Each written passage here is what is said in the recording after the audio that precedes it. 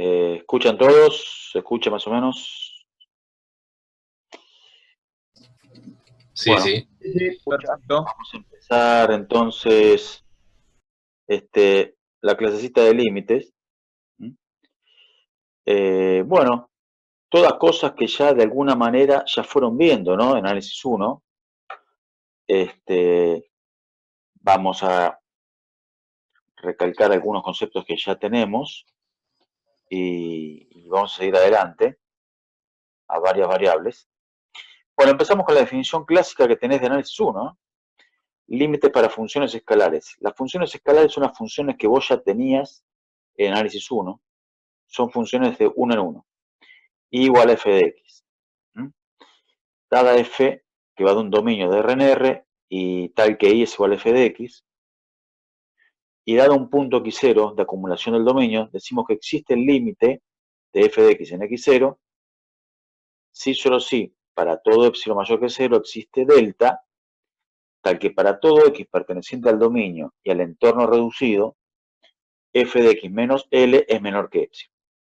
Bueno, esta es la supertrillada definición de límite, que lo habrán visto muchísimas veces. Pero ¿cuál es el alma mater de esto? El tema es que vos tenés que salir de un entorno y llegar a un entorno. Si vos podés materializar que salís de un entorno de la variable de salida y llegás a un entorno de la variable de llegada, por más que aprietes el entorno ese, lo más que quieras, siempre si vos podés salir de un entorno y llegar a un entorno, quiere decir que existe el límite, ¿no?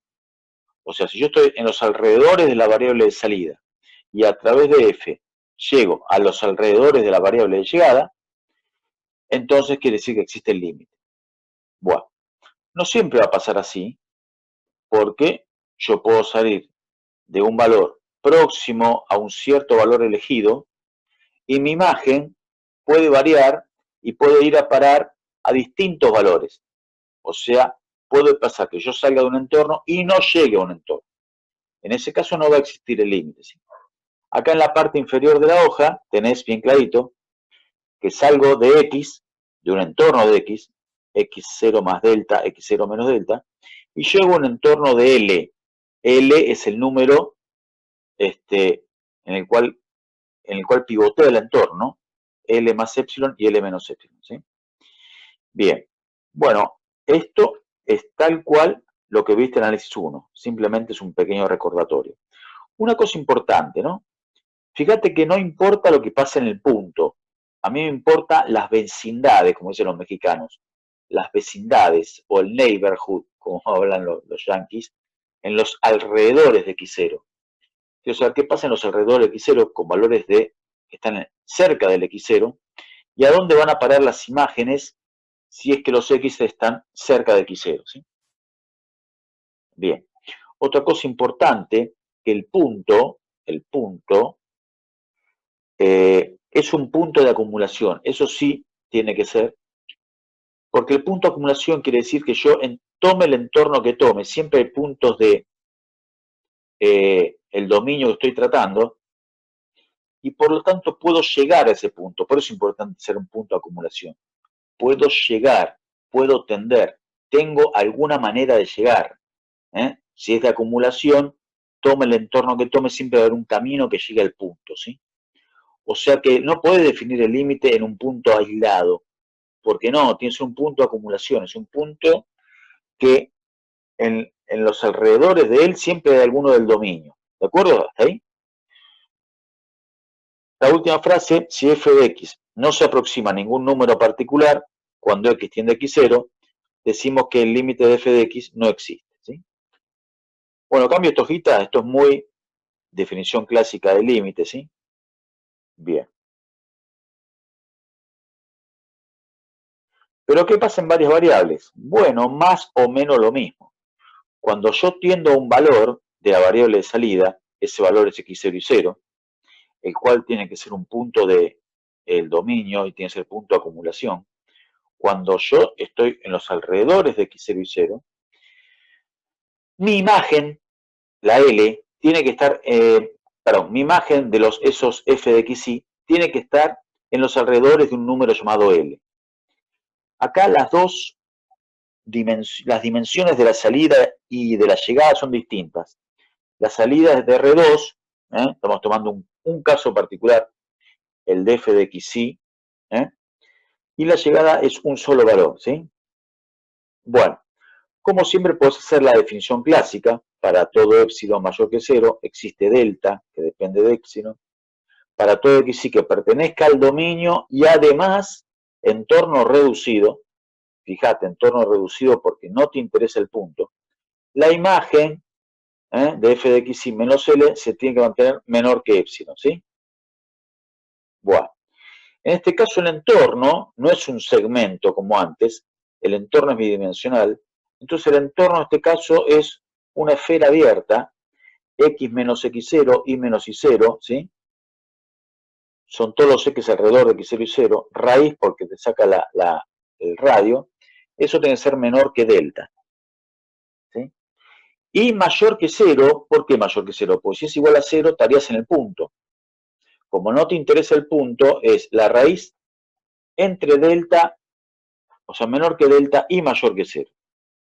Finalmente salgo de ese entorno y tengo que llegar a un entorno del punto L. Entorno bidimensional y llego a un entorno lineal que cae en el eje Z.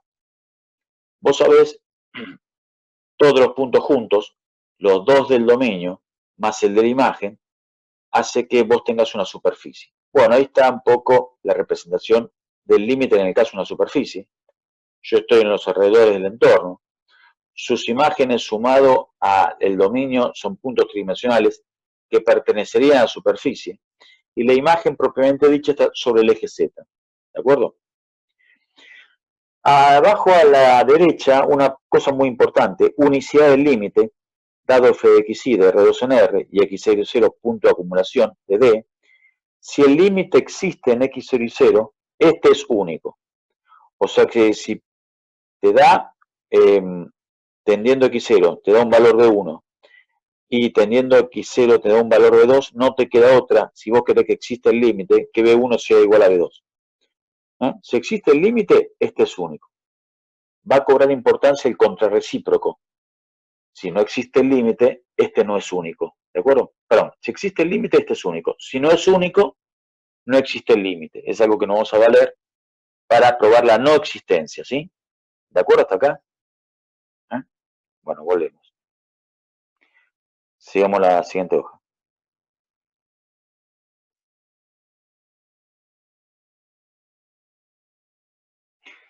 Bueno, son las propiedades que tenés del límite clásicas, que, bueno, la viste en análisis 1 también. Si el límite es finito, existe un entorno de x0 en que la función está acotada. Voy medio rápido, son las mismas propiedades del límite que teóricamente viste en análisis 1. Si el límite es finito y es distinto de 0, existe un entorno de x0 en que la función tiene el mismo signo, ¿de acuerdo? Claro, la función en los alrededores se parece al límite, por supuesto. Si es distinto de 0, va a mantener el signo en los alrededores. El límite de la suma, resta, multiplicación y división de funciones es la suma, resta, multiplicación y división de los límites. Falta el caso excepcional en que si el numerador es igual a 0, bueno, no se puede hacer esto. Para otro cualquier caso sí. Si el límite de f de x para x y teniendo x0 y 0 es finito, entonces, esto es muy importante, lo vamos a usar mucho en diferenciabilidad. Si el límite de fxy para xy tendiendo x0 y 0 es finito, entonces f de xy se puede escribir como la suma de su límite más un infinitésimo. Si el límite es finito, a la función la puedes escribir como su límite, un número, más un infinitésimo cuando xy tiende a x0 y 0. Es una propiedad célebre que lo vamos a usar para diferenciabilidad. Por ahora, hay que tenerla ahí en la cartera. Es más fácil estudiar la no existencia del límite que la existencia. Acá en ese dibujito hecho manopla, hay un caso burdo de no existencia de límite. Fíjate, yo estoy en un entorno y los puntos azules, bueno, no quiero ampliarla porque ustedes lo pueden ampliar todo lo que quieran con los dedos. Los puntos azules, sus imágenes, junto con la del dominio, caen en la superficie, digamos, a la derecha, y los puntos negros del dominio caen en la superficie que está a la izquierda. y en ellas hay un salto finito, ¿no? Hay un salto finito. Los puntos azules, sus imágenes, se aglutinan alrededor de un L2 y los puntos negros a la izquierda se aglutinan alrededor del E1. Este es un caso típico de no existencia. Para algunas partes del entorno yo tiendo al E2 y para otras partes del entorno la función tiende al E1, ¿sí? Bueno, caso clásico de no existencia de límite, porque si el límite existe es único, en este caso, si no es único, para algunos valores tenés L1 y para otros tenés L2, si no es único no existe el límite. Algo que nos vamos a valer para probar la no existencia. ¿Estamos hasta acá? Bueno, rara vez la función valga una cosa en gran parte del entorno. Generalmente es una línea, un único punto que va a valer distinto. Y para probar justamente esto, si todas las partes del entorno dan lo mismo o no, vamos a ir por caminos. Vamos a ir por caminos. Yo en vez de tomar todo el entorno junto, voy a tomar una parte del entorno, algo que sea de una sola dimensión, justamente un camino. ¿Para qué? Para al hacer una sola dimensión, el límite es mucho más fácil de calcular. Y para todo esto, si nos vamos a una dimensión, ya usás todos los recursos de análisis 1. Y ahí vamos a tomar varios caminos, que es una forma de tomar distintos puntos del entorno, y veremos a qué tiende la función, ¿sí? Y ahí podemos sacar alguna conclusión. Bueno, lo dicho acá, CFXI igual a Z, y C, un camino incluido en el dominio de F, que pase por X0 y 0, punto de acumulación del dominio.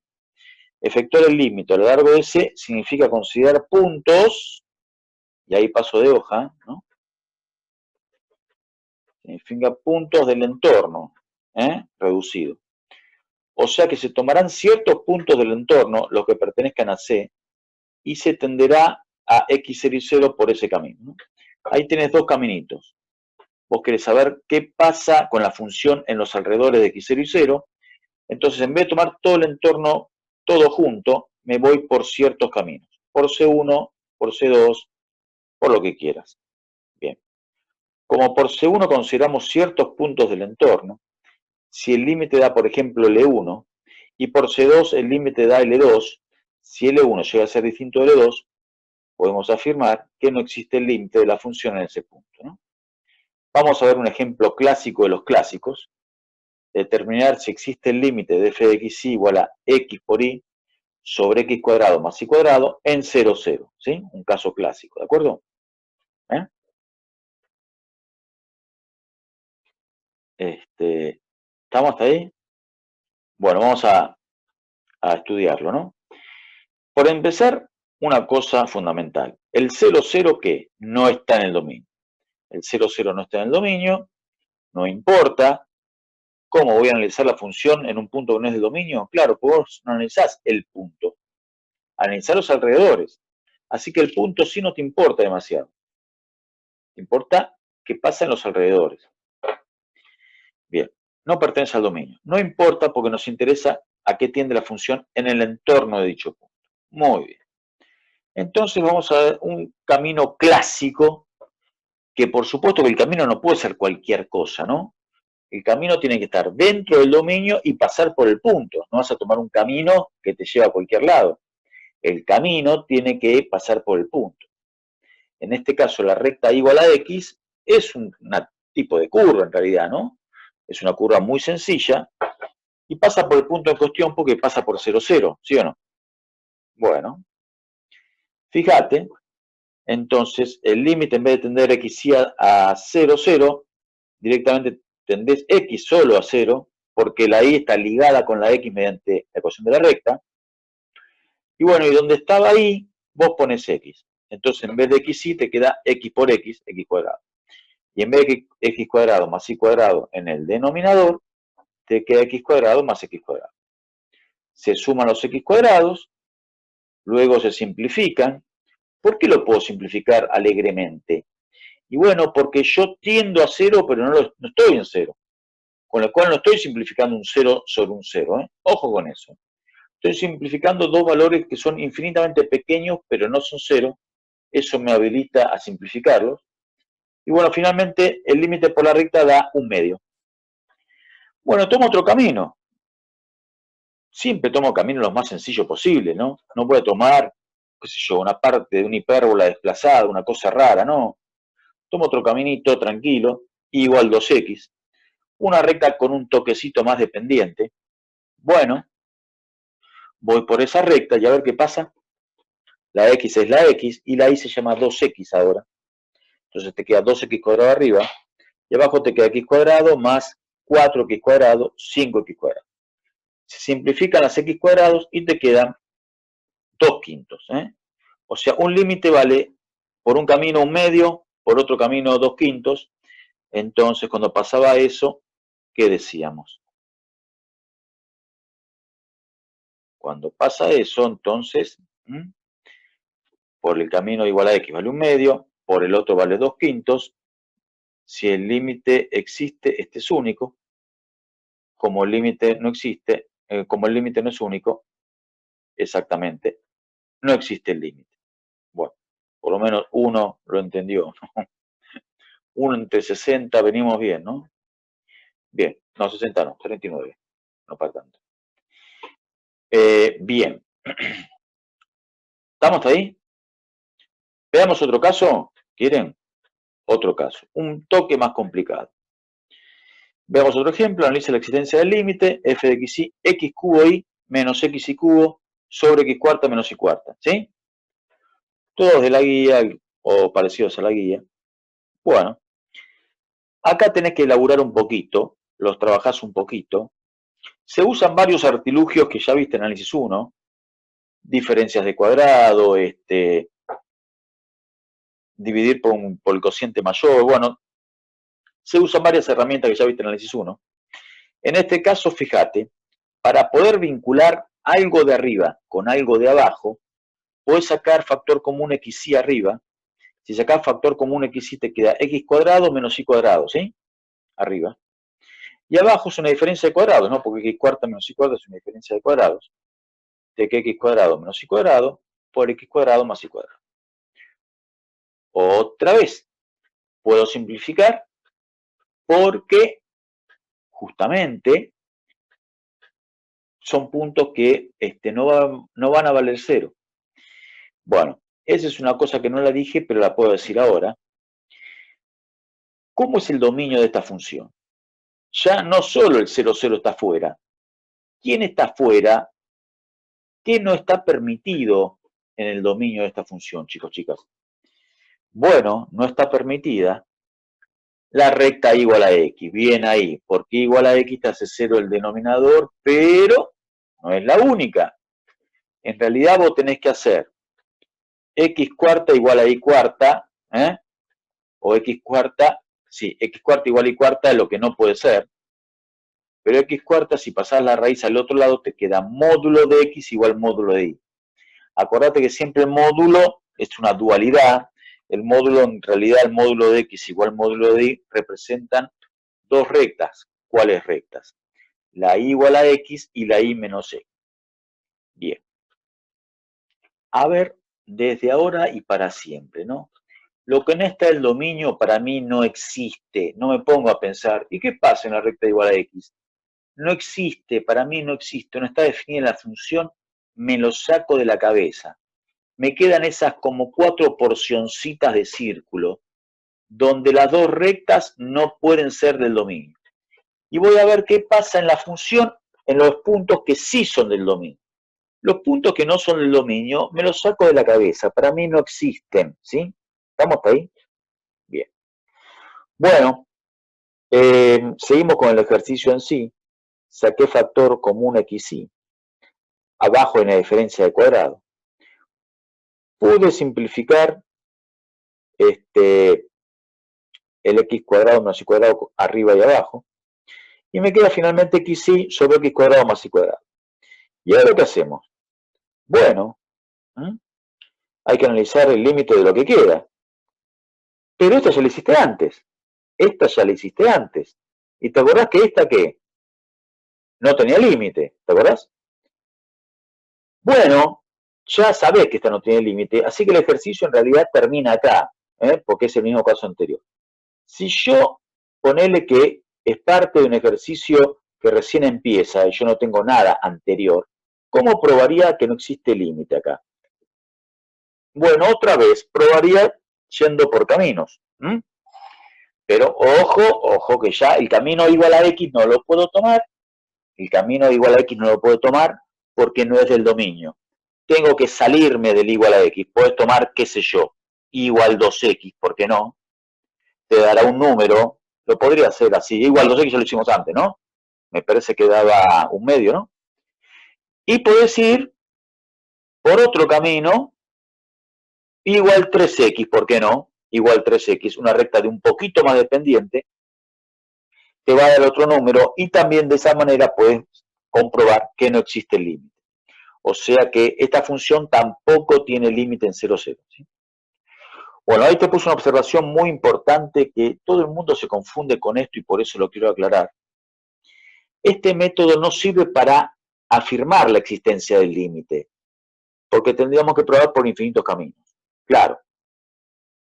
Esto quiere decir que si por la recta igual 2x te dio 5, ponele, y por la recta igual 3x te dio 5 también, eso no quiere decir que existe el límite.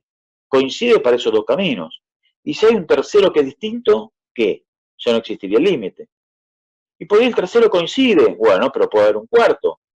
Por ahí me coinciden 4, puede haber un quinto. ¿Y así qué? Y así puedo estar hasta el infinito. Este método no sirve para afirmar la existencia del límite. Sirve para afirmar la no existencia. ¿Estamos de acuerdo? Pues eso es importante. Paso a la siguiente diapositiva. Bueno. Bien. Pero ahora sí, la pregunta que algunos están haciendo. Bueno, ¿cuándo existe, profe? Bueno, ¿cuándo existe? Tengo que, a ver, hablando medio en criollo, ¿no? Hacer alguna manganeta matemática que me haga desaparecer la indeterminación y que darme cuenta que esa función converge siempre a un mismo número independientemente del camino. O sea, para probar la existencia del límite no puedo ir por algún camino. Tengo que hacer algún artilugio matemático que sirva para cualquier punto del entorno. ¿Estamos ahí? Bueno, simplemente eso lo puse acá.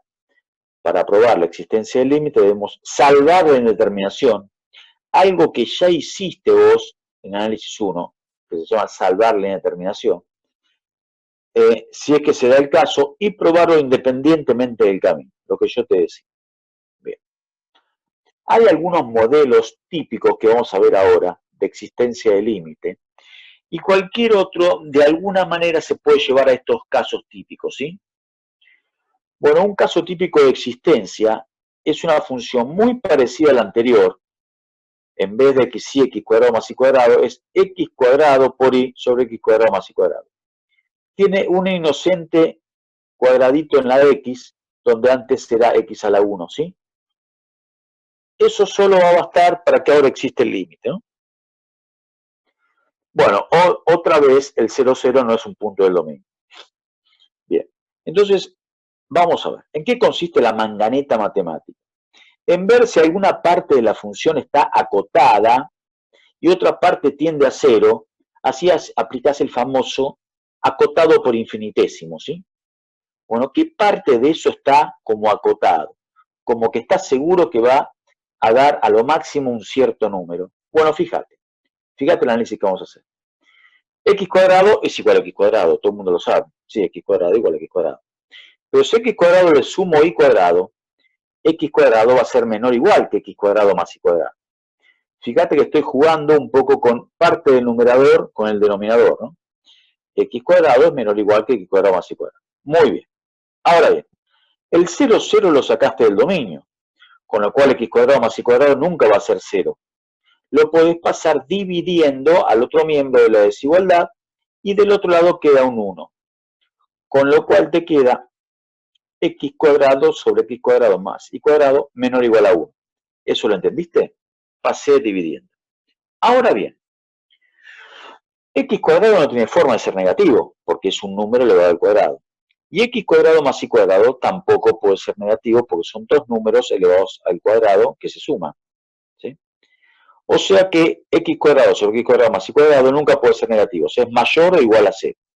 Y ahí comprobaste que x cuadrado sobre x cuadrado más y cuadrado está entre 0 y 1. ¿Y a eso qué nombre le damos? A eso le damos el nombre de acotado. Esa parte del límite está acotada. O sea que x cuadrado sobre x cuadrado más y cuadrado está acotado. Ahora la y tiende a 0. O sea, se puede aplicar el famoso que usabas en análisis 1, infinitésimo por acotado. ¿De acuerdo? Y bueno, por supuesto que eso te va a tender a 0. En este razonamiento, en ningún momento dije vale para tal entorno, para tal parte del entorno, vale para esto, vale para el otro, no. Yo en ningún momento del análisis me quedé con una parte del entorno. Esto es válido para toda la porción del entorno que tome, con lo cual no fui por ningún camino, o sea que efectivamente este límite existe y vale 0. ¿De acuerdo con esto? Bien. Otro caso clásico. X por y sobre la raíz de x cuadrado más y cuadrado. ¿Sí? ¿Me están siguiendo, muchachos? ¿Hay alguien ahí? Bueno. Seguimos. Sí, sí. Bueno. X por y sobre la raíz de x cuadrado más y cuadrado. Muy bien. Vamos a ver otro interesantísimo caso clásico. Yo decía, estos son los casos clásicos, ¿no? Después, a ver, el caso anterior, por ejemplo. X cuadrado por y sobre x cuadrado más y cuadrado. Si yo le meto un 2 adelante, bueno, dije algo burdo, ¿no? Si le meto un 2 adelante, no es otro caso, es el mismo caso, un poco retocado.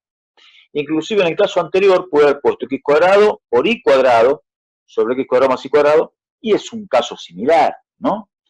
O sea, bueno, eso es parte del alumno también, darse cuenta que si te tiran uno, llevarlo de esta forma, o es más o menos pasa por el mismo lugar todo, ¿sí? ¿De acuerdo? Bueno, vamos a analizar este. X por y sobre la raíz de x cuadrado más y cuadrado. Cambiamos la hojita. Bueno, con un razonamiento similar, x cuadrado es menor que x cuadrado más y cuadrado. Ahora el cuadrado de la x la pasás como raíz y te queda que módulo de x es menor o igual que la raíz de x cuadrado más y cuadrado. Muy bien. Bueno, módulo de x menor o igual a algo quiere decir que esa x está entre la raíz positiva y la raíz negativa. ¿Te acuerdas de eso? Caso clásico, módulo de x menor o igual a 5, x está entre 5 y menos 5. ¿Te acuerdas o no? Bueno. Ahora, como la raíz de x cuadrado más y cuadrado es un número positivo, ¿sí? Porque la raíz positiva, tampoco puede ser 0 porque el 0, 0 lo sacaste del dominio. La raíz es un número distinto de 0 y positivo. Cuando pasa eso, yo puedo dividir todos los miembros de la desigualdad y la desigualdad se mantiene.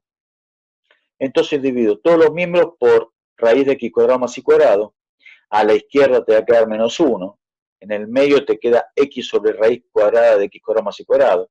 Y eso está bueno porque es parte del límite que tenés. Y a la derecha tenés un 1. Bueno, puedes afirmar entonces que x sobre la raíz de x cuadrado más y cuadrado está entre menos 1 y 1. O sea que eso está, ¿qué? Acotado. Nuevamente el límite tenés una parte acotada, la otra que tiende a 0, te queda el famoso infinitésimo por acotado. ¿Se entendió este caso, muchachos? Estos dos que te acabo de dar son los súper típicos. Después, no me digas que no sabes cómo es si te meto un 2 adelante, o le pones un medio, o le pones en vez de x cuadrado, porque obviamente es el mismo caso, ¿sí? Bueno, eso ya es parte del ingenio del alumno de saber manipular el ejercicio para llevarlo a uno de estos casos, ¿no? Bien. Otro caso típico, donde se usa diferencia de cuadrados. Bueno, esto también lo viste en análisis 1. Tenés el límite de xy tendiendo a 0, 0, x cuadrado menos y cuadrado arriba, x menos y abajo. No hice el dibujito, pero ¿qué tendrías que sacar del dominio? Bueno, obviamente la recta y igual a x no puede pertenecer al dominio. Vos analizás todo el resto. Para todo el resto, que no sea igual a x porque no es del dominio, podés esa diferencia de cuadrado trabajarla como x menos y por x más y. ¿Estamos ahí o no? Y con el x menos y que tenías de abajo, lo puedes simplificar y te queda x más y solamente. Obviamente, si x tiende a 0 e y tiende a 0, x más y va a tender a 0. Otra vez, este límite existe y vale 0. ¿Sí? ¿Estamos? Son 3 o 4 casos típicos, y estos casos típicos son los de que siempre hay alguno de estos casos metidos, ¿no? Otro caso, uno que involucra funciones trigonométricas. El supercaso, superclásico, seno de x cuadrado más y cuadrado sobre x cuadrado más y cuadrado. Bien, acá se usa un artilugio que ya lo usaste en análisis 1, para hablarlo medio bestialmente, seno de algo sobre algo cuando ese algo tiende a 0. Seno de algo sobre algo cuando ese algo tiende a 0, ese límite daba 1, ¿te acordás? ¿Te acordás en análisis 1? Límite del seno de x sobre x igual a 1. ¿Te acordás que había una pequeña demostración de la circunferencia trigonométrica y el seno, después el arco que era x y la tangente, ¿te acordás? Bueno, esa pequeña demostración donde finalmente llegas a que el límite del seno de x sobre x es 1. Bien, te vas a valer de eso mismo para resolver este caso. El tema está que esa propiedad es de una variable y vos no puedes aplicarlo así alegremente a dos variables porque no está demostrado para dos variables. Entonces, ¿vos qué haces? Si bien ya te podés dar cuenta intuitivamente a dónde va a llegar el resultado, en un examen medianamente tenés que hacerle el siguiente artilugio. Decir que x cuadrado más y cuadrado es u, entonces, bueno, si x cuadrado más y cuadrado es u, obviamente cuando xy tiende a 0, 0, u va a tender a 0. Con lo cual, ambos límites van a coincidir. El límite seno de x cuadrado más y cuadrado sobre x cuadrado más y cuadrado va a ser igual al límite del seno de u sobre u cuando u tiende a 0, porque lo que hiciste simplemente fue un pequeño cambio de variable. Pero como el seno de u sobre u es una variable, ahí sí puedes aplicar la propiedad de una variable y finalmente ese límite existe y vale 1. ¿Sí, muchachos? ¿Chicas? ¿Sí? Chicas, ¿sí? Enseñen, muchachos. Bien. Ok, bueno, a ver si llegamos a tiempo a hacer este que está buenísimo, está buenísimo. ¿Buenísimo para quién? Para los que estamos acá metidos en esta facultad. Bien. Límite de xy tendiendo a 2,2 es el ejercicio 7C. Está bueno. Seno de 4 menos x por y sobre 16 menos x cuadrado menos y cuadrado. Bien. Bueno, podríamos encararlo de una al problema, pero me gusta hacer hincapié en cuál va a ser el dominio de esto. El dominio de esto va a ser todo R2 menos lo que te anula el denominador. ¿Qué anula el denominador? Y bueno, cuando 16 menos x cuadrado menos y cuadrado vale 0, ¿no? 16 menos x cuadrado por y cuadrado vale 0. Bueno, a ver, veamos cuáles son esos puntos para después sacarlos. Por y cuadrado vale 0, quiere decir que x cuadrado por y cuadrado es igual a 16 cuando pasas el 16 al otro miembro, ¿no? Después el cuadrado de la x y la y la podés juntar, ¿eh? Y lo podés mandar al otro lado como raíz, quedando en la base el módulo. O sea que te queda módulo de x igual a 4.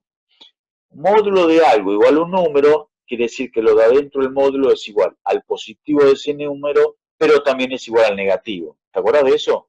Esta parte de acá, ¿viste? Esta parte de acá, ¿sí? Bueno, el módulo de algo es igual a 4, x si es 4 o menos 4, ¿sí? ¿Lo estás viendo o no? Bueno. ¿Y qué es x por igual 4? Bueno, x por igual 4 es una hipérbola. Una hipérbola, x por igual 4, que está pasando por 2, 2. Porque 2 por 2 es 4. Está pasando por 2, 2. Pero también la otra rama de la hipérbola está pasando por menos 2, menos 2. Bueno, ¿qué quiere decir esto? que x por igual 4 son las dos ramas de la hipérbola, una que pasa por 2, 2 y otra que por menos 2 por menos. Pero no nos olvidemos que también algo que no tiene que ir es cuando x por y es menos 4. Cuando x por y es menos 4 tenés otra vez una hipérbola, pero está pasando por 2 menos 2 y por menos 2, 2. Las otras dos ramas de la hipérbola. ¿Lo viste o no? Una rama es esta, ¿ah? Otra rama es esta, ¿sí? Eso es lo que no tiene que ir en el dominio. Un punto que querés analizar es el 2, 2. Profe, pero el 2, 2 pertenece a la hipérbola que no tiene que ir. Sí, pero no me interesa el 2, 2. Ahora A ver, sí. ¿está ahí? Sí. Está bien.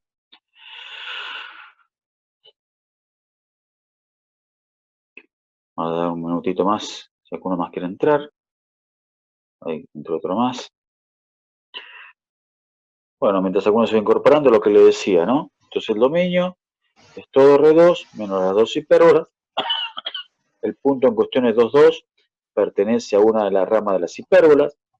No interesa, porque el 2, 2, si bien no está en el dominio, te importan los alrededores, ¿sí? ¿Hasta acá llegamos? ¿Sí? Bueno.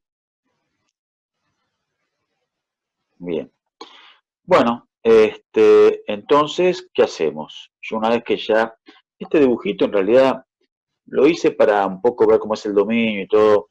A vos te interesa el 2, 2 y vos haces un dibujito alrededor del 2, 2, ¿no? Pero para ver bien cómo es el dominio, todo el módulo, está interesante. Bien, paso la hoja, ¿eh? Paso la hoja, ¿eh? Bueno. Entonces, bueno, ¿qué pasa? En la parte de abajo tenés un 16 menos x cuadrado menos y cuadrado. Obviamente es una diferencia de cuadrados. Pones 4 menos xy por 4 más xy, ¿sí? Y ahí ya haces el artilugio de siempre. No puedes aplicarlo en dos variables de una, pero a 4 menos x, 4 menos x por y lo llamas u, ¿sí? Entonces, cuando xy tiende a 2, 2, x por y tiende a 4 y 4 menos 4 tiende a 0. Con lo cual te queda acá una parte del límite, puse el seno de 4 menos xy sobre 4 menos xy sería igual al seno de u sobre u cuando u tiende a 0. ¿Eso lo entendiste? Haces un pequeño cambio de variable, ¿no? A 4 menos x por y lo llamas u. Cuando xy tiende a 2, 2, u tiende a 0, entonces esa parte de la función tiende a 1. Bueno, esa parte de la función tiende a 1 y la parte de abajo, que te queda solita, que es 4 más x por y, como x por y, como x tiende a 2 e y tiende a 2, x por y tiende a 4, 4 más 4, 8. O sea que el denominador tiende a 8. La parte de arriba tiende a 1, la parte de abajo tiende a 8. Este límite existe y vale 1/8. No fuiste por ningún camino para comprobarlo, esto es válido para todo punto en el entorno. Este límite existe y vale 1/8. ¿Estamos de acuerdo hasta ahí? Bueno, vimos unos cuantos ejercicios de límites, los principales diría yo. Pasemos a otro tema dentro del mismo tema, la continuidad. La continuidad, bueno, es un peldaño más, porque en la continuidad, ahí sí te interesa lo que vale la función en el punto. El punto esta vez tiene que ser del dominio, si no la función no puede ser continua. Y vas a exigir que existe el límite también. Y por último, que el límite sea igual a la función en el punto. Entonces vamos a hacerlo para campos escalares de 2 contra 1. Y bueno, como siempre tomamos este como caballito de batalla y todos los demás casos se pueden reducir de alguna manera a este. Bien.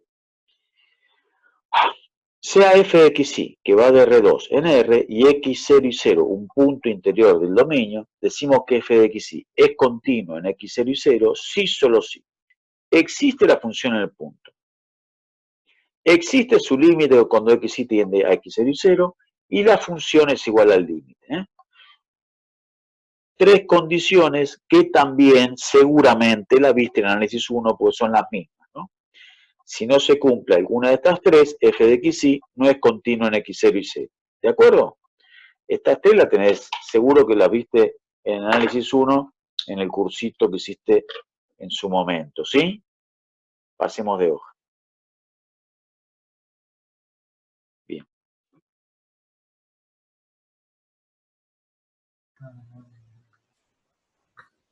Bien. Tipo de continuidad. Si f de xy no es continua porque falló alguno de los tres, pero existe el límite de f de xy en dicho punto, la discontinuidad se denomina evitable. Pero si no existe el límite, la discontinuidad se denomina esencial. Porque lo principal es que existe el límite. Después vos podés manipular la función para que sea igual a su límite y la podés hacer continua. Ahora, si el límite no existe, chao, no hay nada que hacer. Si el límite no existe, no hay forma de arreglar la función. Por eso la discontinuidad es esencial si el límite no existe. Con que existe el límite, bueno, la discontinuidad, si viene de continuo, se puede evitar de alguna manera, ¿sí? Veamos un caso clásico de análisis de continuidad. Analice la continuidad en el origen y tenés una función de las denominadas partidas. Función partida. Vale una cosa para ciertos puntos del entorno y vale otra para otros ciertos puntos del entorno. A ver. Igual 2x, la función vale 1 menos x menos y. Como son ciertos puntos del entorno, yo me animo a llamarlo zona 1. Si está fuera de la recta y distinto de 2x, la función vale lo que está arriba, y cuadrado menos x cuadrado sobre y menos 2x, ¿de acuerdo? Otra zona, zona 2, ¿sí? Zona 1, zona 2, bien. Como yo tengo que analizar todo punto del entorno, debo analizar todas las zonas. Hago el análisis para la zona 1 y hago el análisis para la zona 2 por separado. Y veo qué pasa. Porque tengo que analizar todos los puntos del entorno, ¿no? Me la agarro con la zona 1 primero. A ver, estoy en la recta azul ahora, y igual 2x, ¿sí? Vale mencionar, antes de seguir, que el dominio de f de xy es todo R2. No me quedo con la parte de arriba de la función, pues si yo me quedo con la parte de arriba parece que en igual 2x no está definida. No, sí. En igual 2x vale 1 menos x menos y. O sea que la función está definida para todo punto de R2, ¿de acuerdo? Bien. Ahora sí, análisis por cada zona. Zona 1, me quedo con igual 2x. En este caso, si igual 2x, la función vale 1 menos x menos y.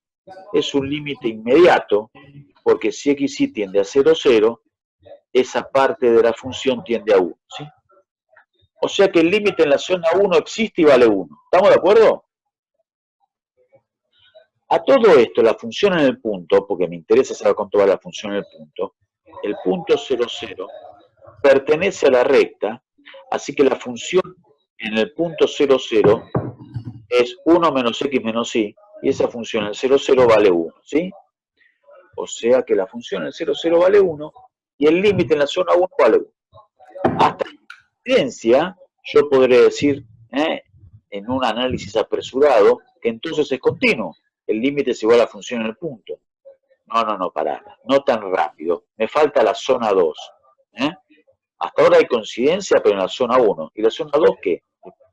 Una gran parte del entorno. Bueno, vamos a analizar qué pasa en la zona 2. ¿Alguna duda, chicos, chicas? ¿Alguno tiene abierto el micrófono? Por favor, cerrando el micrófono. Bien. Cambio la hoja.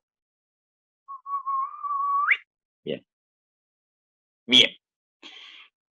Falta analizar la zona 2. Cuando estoy fuera de la recta. Cuando estoy fuera de la recta, la que corre es la función y cuadrado menos x cuadrado sobre y menos 2x. ¿Entendés o no?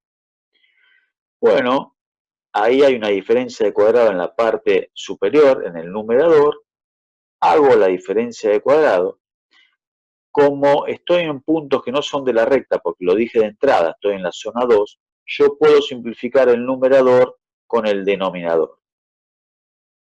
Y como xy tiende a 0, y más 2x tiende a 0 también, este límite existe y vale 0. Y ahí sonaste, porque el límite vale 0 y la función en el punto valía 1, ¿te acordás? Ya no tenés coincidencia entre el límite y la función. Pero más aún, para ciertas partes del entorno, la zona 2, el límite te da 0, y para otras ciertas partes del entorno, el límite te da 1. Encima, el límite no existe, porque en la recta te dio 1, y en el resto te dio 0. Así que el límite no existe, así que la discontinuidad es esencial. ¿De acuerdo, chicos, chicas? Bien. Otro caso clásico, una función partida, en un solo punto está partida, pero está partida al fin. F de xy, x por y cubo sobre x cuadrado más y sexta. Si xy no es 0, 0, y si es 0, 0, la función vale 0. Otra vez un caso en que está definido para todo R2, ¿sí? Bien. En este caso, si lo mirás bien, no hay ninguna parte que esté acotada, ¿sí? Uno se vería tentado en una I cubo. Como ley general, algo que está al cubo, algo que está al impar, como cambia de signo, generalmente no te sirve para el acotamiento, ¿no? Entonces, no hay nada acotado. No hay nada acotado. Si directamente en 0, 0 no está definida esa la parte de arriba de la función, bueno, entonces tenés que pensar que no existe el límite. Y si no existe el límite, tenés que ir con camino. Bueno, esto tiene la particularidad, fíjate, que x está a la 1 y al cubo, el numerador tiene grado 4 y el denominador, como hay una y sexta, es de grado 6. Cuando no te coinciden los grados, los caminos por rectas generalmente siempre te da igual. Con lo cual, si vos tomas varias rectas y te da siempre lo mismo, podés llegar a pensar, mal pensado, de que por ahí existe el límite. No, no, no, no. Cuando tenés grado distinto abajo que arriba, tenés que buscar un camino que homogeneice el grado, ¿no? ¿Qué camino podrás tomar para que la parte de arriba tenga el mismo grado que la parte de abajo? Bueno, tiene que ser una curva cualquiera, no tiene por qué ser la gráfica de una función, que de alguna manera te homogeneice el grado. Bueno, ahí te puse, y cubo igual a x, si y cubo es igual a x, te quedaría arriba x por x, e y sexta te quedaría x cuadrado, y te quedaría igual el grado arriba que abajo, ¿sí? Bueno, eso es lo que vamos a hacer. Vamos a tomar el camino y cubo igual a x, a ver. Ahí tenés. Por el camino x igual a y cubo, es la famosa cúbica pero acostada porque cambiaste la variable, ¿sí? Si y cubo es x, te queda entonces x por x sobre x cuadrado más y cuadrado. Cuando x tiende a 0, ese límite tiende a 1/2. Muy bien. Y tomas cualquier otro camino, por ejemplo una recta, igual menos x, y te queda un x cuarta sobre x cuadrado sobre x sexta, ¿sí? Sacás un factor común x cuadrado en el denominador, podés simplificar y ese límite te da 0. Bien. Entonces, yendo por una curva te da 1/2, yendo por otra te da 0. ¿Qué podés afirmar? Que no existe el límite de la función en 0, 0. O sea, es una discontinuidad que esencial. Este era medio embromado. ¿Lo entendiste este último o no? ¿Alguna duda con este último? ¿Entendiste que cuando hay distinto grado tenés que ir por una curva, ¿sí? Una curva, algo que te homogeneice el grado, ¿sí? Tenés que avivarte un poquito ahí. Bueno. Bien, discontinuidad esencial. Ok. Bueno, siempre hicimos límites de campos escalares. ¿Acaso ¿No tenemos que estudiar los vectoriales también? Sí, sí, tenemos que estudiar los vectoriales. Y un caso clásico de vectorial es la función vectorial. La función vectorial que va de R a R cubo. Es un clásico, la famosa paramétrica de una curva, por ejemplo. T0 tiene que ser un punto de acumulación del dominio, como siempre, ¿sí? Bien, y acá hay una cosa muy importante. Si va a existir el límite de una función vectorial, acordate, sale de un valor y llega a varios. Por ejemplo, f de t igual a t cuadrado t cubo, ponele. T cuadrado t cubo, bueno, no me rompí mucho la cabeza pensando en esa, ¿no? Pero va de 1 en 3, por ejemplo, ¿no? Es una función vectorial. Una cosa muy importante, ese sí solo sí. Si existe el límite de la función vectorial, es porque existe el límite en cada componente. Bueno, es algo que medio que suena obvio, ¿no? Para que exista el límite de la función vectorial, que ahora es un límite, es un vector ese límite, la L rayita, ya no es un único número, porque la imagen justamente está en 3 dimensiones, 3 o 4 o n, no importa. Tiene que existir el límite de cada componente, ¿sí? Bien. Es una pequeña demostración, medio plomazo, una de las primeras demostraciones. Lo voy a pasar medio rápido, está bien demostradito ahí, pero medio plomizo. Que si existe el límite de la función vectorial es porque existe el límite de cada componente. Lo que pasa es que esta demostración se usa la definición de límite, y esa es la parte que la transforma en medio plomo, pero vamos a tratar de leerla a ver si lo entendemos. Demostración. Si existe el límite de la función vectorial es porque para todo epsilon mayor que 0 hay un delta mayor que 0 y para todo t que esté entre el dominio y entorno reducido, la norma entre los f de esos t menos L se mantiene menor que epsilon, ¿no? Bien, porque la llegada es una norma, porque las llegadas son vectores. Bueno, pero la diferencia de dos vectores, la norma de la diferencia de dos vectores, acordate, es la raíz cuadrada de la suma de los cuadrados de la componente. ¿Te acordás de eso o no? Bien. Bueno, ahora la suma de los cuadrados de las componentes, por supuesto, es más grande que una diferencia de una sola componente, ¿no? Es lo que tenés un poco más abajo, donde fi de t menos li es más chica que toda la sumatoria, lógicamente, porque te quedaste con un solo término de toda la sumatoria. Y si la raíz de la sumatoria era menor que epsilon y el módulo de una sola componente es menor que toda la sumatoria, te queda que el módulo de una componente es menor que epsilon. Por carácter transitivo, podés usar la definición de límite y en vez de reemplazar por la norma del vector, te quedás por el módulo de una sola componente. Bueno, pero todo eso es la definición del límite de una sola componente. Bueno, llega finalmente a la conclusión que si existe el límite de la vectorial es porque existe el límite de la componente. Bien, LQQD, lo que queríamos demostrar. Bueno, es una demostración medio densa, no es muy difícil, si la mirás con cariño un par de veces lo entendés.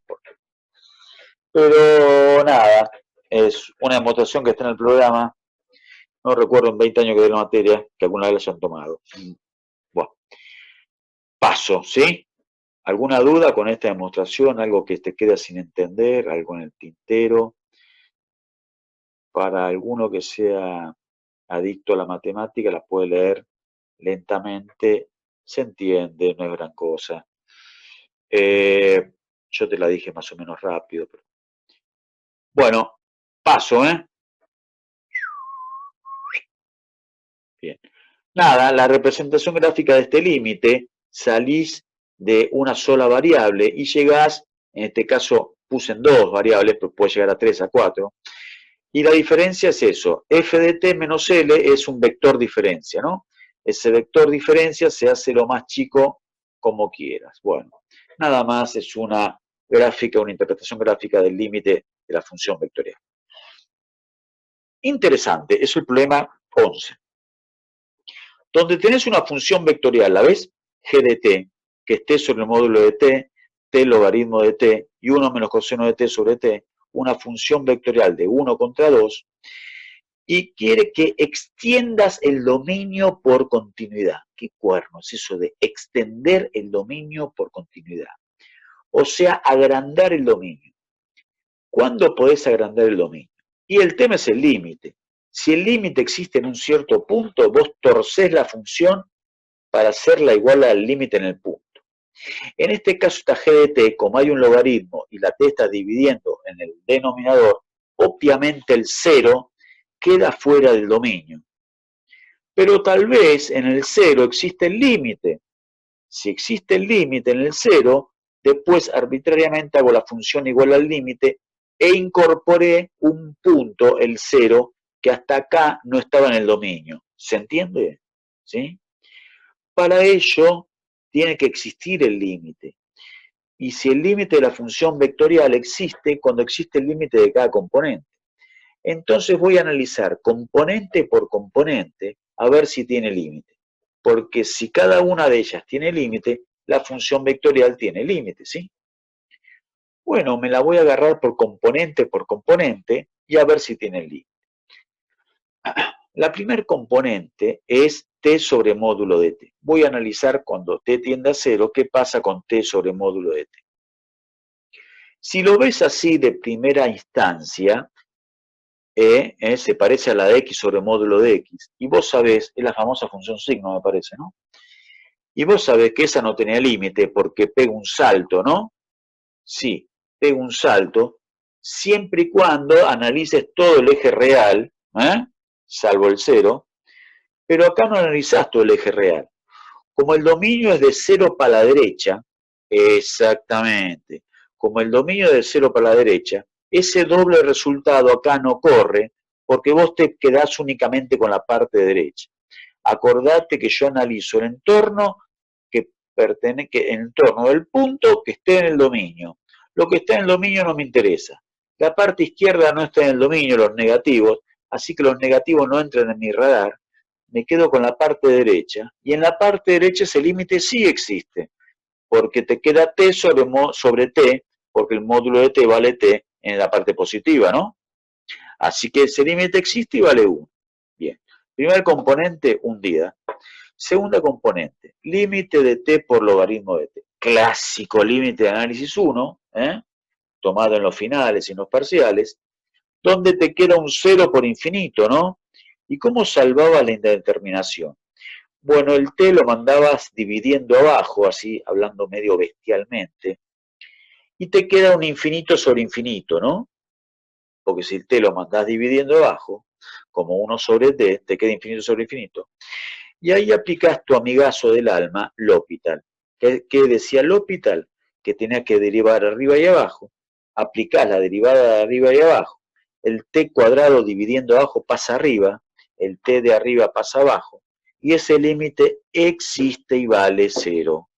¿Te perdiste en ese o lo entendiste? Entonces tenés límite de la primera componente vale 1. Tenés límite de la segunda componente vale 0. Voy por la tercera. 1 menos coseno de t sobre t cuando t tiende a 0. Bueno, también tenés un 0 sobre 0, ¿no? Otra vez, podés aplicar tu amigo L'Hopital, que consiste en la derivada del numerador sobre la derivada del denominador, seno sobre 1, cuando t tiende a 0, el seno tiende a 0, también existe y vale 0. O sea que existe el límite de la función vectorial en el punto t igual a 0, y ese límite vale 1, 0, 0. ¿De acuerdo? A ver, la próxima. Por lo tanto, existe el límite de g de t en t igual a 0 vale 1, 0, 0. Por lo tanto, como existe el límite en t igual a 0, podemos redefinir la función en dicho punto haciéndolo igual a su límite. O sea que g de t vale, cuando t es mayor que 0, vale el original. T sobre módulo de t, t logaritmo de t, 1 menos coseno de t sobre t. Pero cuando t es 0, digo que la función es igual a su límite. ¿Con qué logré con esto? Redefiniendo la función. La función no es la original, la redefino, pero metí el 0 adentro del dominio, porque como existe el límite, meto el 0 adentro del dominio. ¿De acuerdo? Bien. Acá hay un problema 12 que te dice analizar la continuidad, pero no en un punto en particular, sino en todo punto del dominio. Es un análisis que yo, cuando estoy en el modo presencial, cuando estoy como si hubiese tenido alguna alternativa, no tuve ninguna, siempre fue presencial, pero el modo presencial es un ejercicio que estoy 5 horas, con el ejercicio todo el mundo se duerme, se van del aula, porque lo puedes analizar de dos formas, en forma exhaustiva, usando punto por punto del dominio, y lo puedes hacer en forma gráfica y dura mucho menos, y acá, para no estar 5 horas, lo vamos a hacer en forma gráfica. Fíjate, f de xy es la raíz de 4 menos x cuadrado menos y cuadrado. ¿Qué te pide? Los puntos en los cuales la función es discontinua, ¿no? Determina el conjunto de puntos del plano para los cuales la función es, bueno, continua, por ende, si sabes lo continuo, se hace el discontinuo, y realiza la representación geométrica. Si lo miras con cariño, esto, raíz de 4 menos x cuadrado menos y cuadrado, es la parte superior de una superficie esférica, ¿entendés? La verdad que lo vimos esto, la raíz, porque f de xy por todo es z, la raíz pasaría como cuadrado, y te quedaría x cuadrado más y cuadrado más z cuadrado igual 4, superficie esférica, pero como me quedo con la raíz, me quedo con la parte de arriba de la superficie esférica. Pero hay más condiciones, y menor que 0, así que de la semiesfera me quedo con un cuartito de esfera, y encima te recalca que x cuadrado más y cuadrado tiene que ser menor o igual a 4, o sea, dentro de un círculo. Bien. Entonces, esa función, y te dice que vale 0 para cualquier otro x. O sea, es un piso, el piso, porque la función vale 0, o sea, está definido para todo R2, vale 0 en cualquier lado, menos dentro de un cuartito de círculo, donde vale raíz cuadrada de 4 menos x cuadrado menos y cuadrado. Bueno, ¿cuáles son los puntos de continuidad? Más fácil sacarlo de discontinuidad, ¿no? Cualquier punto del plano XY que no sea el cuartito de esfera, obviamente la función es continua, porque yo siempre doy el ejemplo de un par de hormigas. Las hormigas en cualquier parte del piso se pueden encontrar, no hay ningún problema. Pero si en el piso hay una protuberancia, ponele, vienen dos hormiguitas por el camino número 1, una sube por la protuberancia, otra se dirige al 0, 0 por la parte derecha y no se van a encontrar. La hormiga es un ser bidimensional, entonces una le dice a la otra, che, ¿estás en el 0, 0? Sí, estoy ahí nomás. ¿Y cómo que no te veo? Claro, porque uno va por el piso, otra va por arriba. Entonces, obviamente, en el 0, 0 hay una discontinuidad, hay un salto finito, pero también hay, si las hormigas se corren un toquecito, por ejemplo, la línea roja, tampoco se van a encontrar. ¿Y dónde no se van a encontrar?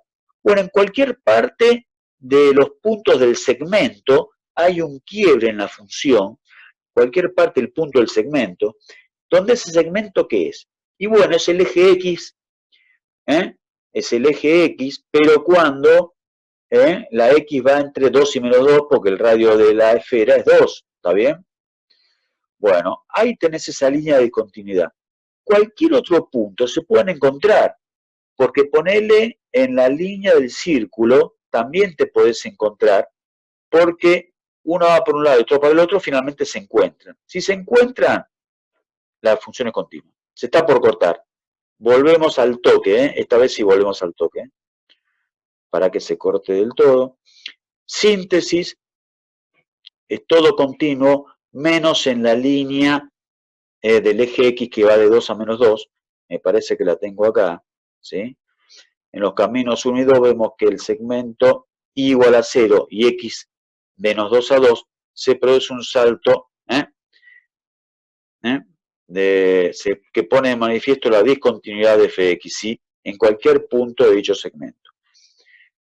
En los restantes puntos del dominio se observa que f de xy es continua, puesto que la función coincide con su límite en dicho punto. ¿De acuerdo? Bien. falta muy poco para terminar, un par de hojitas, está por cortar en cualquier momento. Vamos a analizar también la existencia de un límite de, en el ejercicio número 7, de un campo escalar de 2 contra 2. El de esferita lo entendiste, el de las hormigas, ¿sí? Bien. ¿Ese lo entendiste o no? ¿Alguna duda? Sí, es una protuberancia, ¿no? Siempre que haya una protuberancia, un quiebre, un salto, ahí está la discontinuidad, ¿no? Una discontinuidad gráficamente fácilmente observable, ¿sí? Ahora, por más que esté arrugado, pero si no hay un quiebre, eso es continuo, ¿eh? Eso es continuo. Por eso una parte del semicírculo ahí es continua.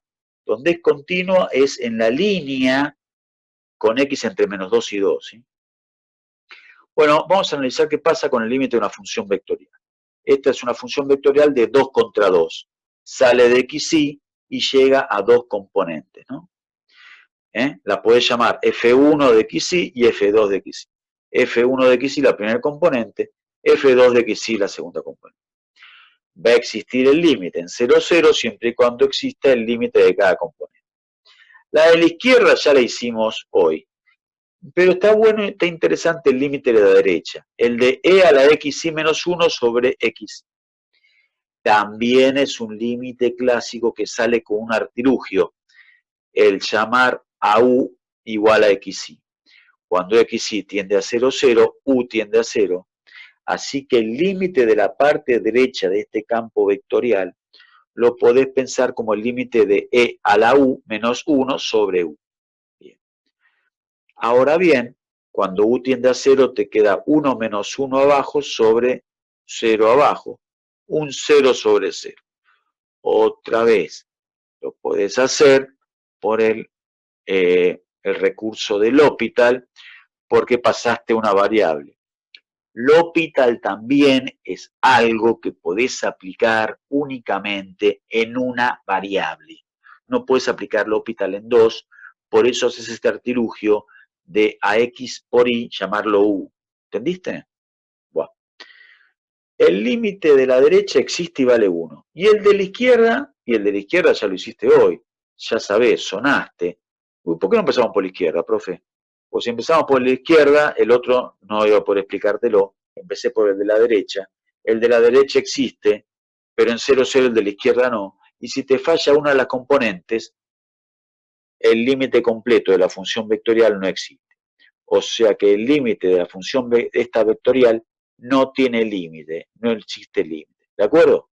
Te falló la primer componente. La otra camina, vale 1, pero te falló la primera, ¿sí? ¿Entendés?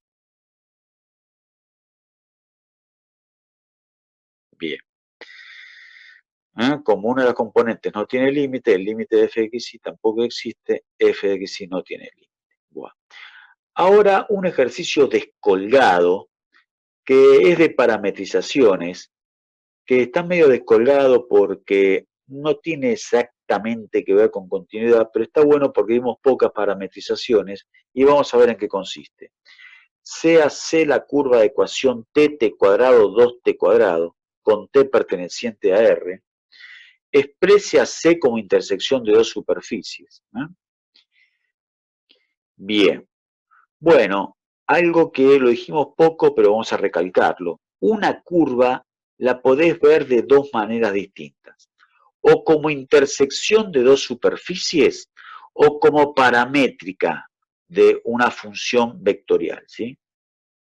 En este caso te la dieron como paramétrica, t cuadrado 2t cuadrado. Esto quiere decir que vos le vas tirando valores a t y se te va creando una curva en el espacio, ¿sí? Bien. A todo esto ya les recomendé el GeoGebra, no sé si lo recomendé, bueno, después se lo recomendé el GeoGebra. Todo esto se puede hacer perfectamente con el GeoGebra y se puede visualizar mucho mejor. Es más, el grafiquito este recontratrucho que me salió a mí a mano, pésimo, si lo haces con el GeoGebra y se nota bien lo que estamos haciendo. Un alumno lo hizo, después se lo paso. Lo puedes hacer vos mismo, ¿no? Bueno, entonces la curva la puedes pensar como paramétrica o como intersección de superficie. ¿Cómo hago para darme cuenta qué dos superficies puede hacer? Bueno, fíjate, si x vale t y es t cuadrado, obviamente hay una relación entre y x. Si y es t cuadrado y a x lo llamo t, porque la primera componente es t, siempre la corresponde a la primera variable, nos queda que podés unir las dos y te queda que y igual a x cuadrado. Ese puede ser la primera superficie. Y igual a x cuadrado, que es obviamente una superficie cilíndrica, ¿sí? Que es un cilindro parabólico. Después puedes unir la y, que es t cuadrado, con la z, que es la tercer componente, que es 2t cuadrado. Si la y es t cuadrado y la z es 2t cuadrado, la otra superficie sería z igual 2i. Bueno, acá tenés las dos formas de expresar esta curva. Ahí te quise hacer z igual 2i es un plano, y la otra es cilindro parabólico. Unís las dos y te queda esa curvita azul medio dibujada, medio así nomás, que yo te dibujé ahí. Si vos tirás valores a t, se te forma la misma intersección. La curva, como cumple con las dos superficies, es la intersección de las dos superficies, ¿sí? Ahí más abajo tenés la forma paramétrica y la intersección y la forma como intersección de dos superficies. Paramétrica t cuadrado, 2t cuadrado, y como cumpliendo con las dos superficies a la vez, cumple con y igual a x cuadrado y cumple con z igual 2i. ¿De acuerdo? Bien. Te pregunta si la curva es plana. Bueno, ¿la curva es plana? Sí es plana. ¿Por qué, profe? Porque la curva tiene que pertenecer a las dos superficies. Si una de las superficies es plana, es porque la curva es plana. Acordate, la curva que se representa como la intersección de las dos superficies, esa curva pertenece a las dos superficies. Si una es un plano, la curva es plana. Profe, ¿cómo me doy cuenta si la curva es plana si las dos superficies, ninguna de las dos es un plano? Bueno, ahí tenés que transpirar un poco y podés hacer lo siguiente. Tomás 3 puntos cualquiera de la curva, con 3 puntos cualquiera formás dos vectores, y con los vectores te formás un plano haciendo la normal como producto vectorial, te formás un plano y después metés la ecuación de la paramétrica dentro del plano. Si se te verifica para cualquier t, la curva pertenece al plano. Si se verifica para alguno, la curva está cortando el plano, entonces la curva no es plana. No sé si me entendiste eso último, pero igualmente lo vamos a ver en algún otro caso, ¿sí? Bien. Finalmente, y para terminar, me parece que para terminar, si no hay más nada, la expresión paramétrica de una superficie, no lo dijimos nunca, después lo vamos a explicar bien. También hay una forma paramétrica para las superficies que es un campo vectorial que sale de dos variables y llega a tres. Siempre que haya un campo vectorial de R2 en R3, eso representa una superficie. Acordate, de R a Rn, curva. De R a R3, ponele. De R a R3, curva en el espacio. De R2 a R3, superficie. Son las dos parametrizaciones más importantes que vamos a estudiar. De R cubo, curva en el espacio. De R2 a R cubo, superficie en el espacio.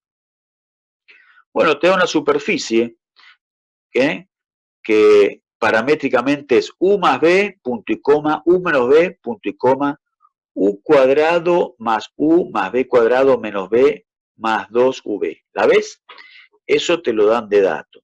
Es la forma paramétrica de una superficie.